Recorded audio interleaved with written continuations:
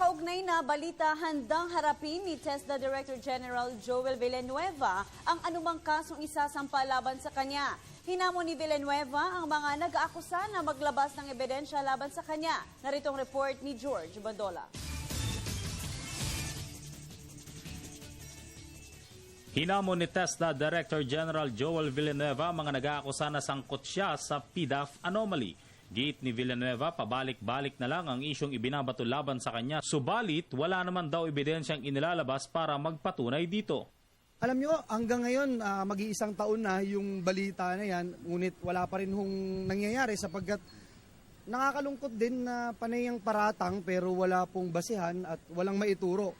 Inamin ni Villanueva na nakapagpasok din ito ng proyekto sa ilalim ng Technology Resource Center sa ilalim noon ni Antonio Ortiz, taliwas sa mga naunang lumabas na aligasyon na nakaugnayan nito si Dennis Cunanan, dati ring Pero ang mga proyektong ito ay mapapatunayan naman daw at hindi bogus tulad ng ibang mas higit na nasasangkot.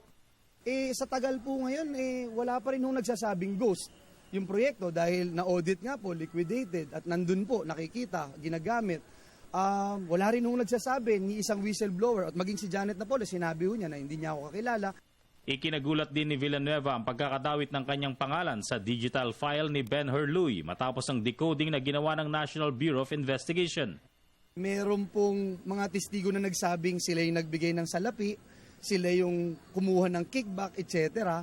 Wala hong lahat yun Hindi ho present lahat pag binabanggit yung pangalan ko. Ang only present pag binabanggit yung pangalan ko is nilagay daw po sa listahan. And I don't think it's fair para paratangan mo ang isang tao na ang tanging kayamanan ay yung kanyang pangalan.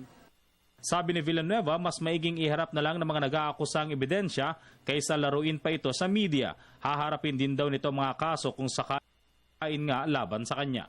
Para sa Telebisyon ng Bayan, George Bandola.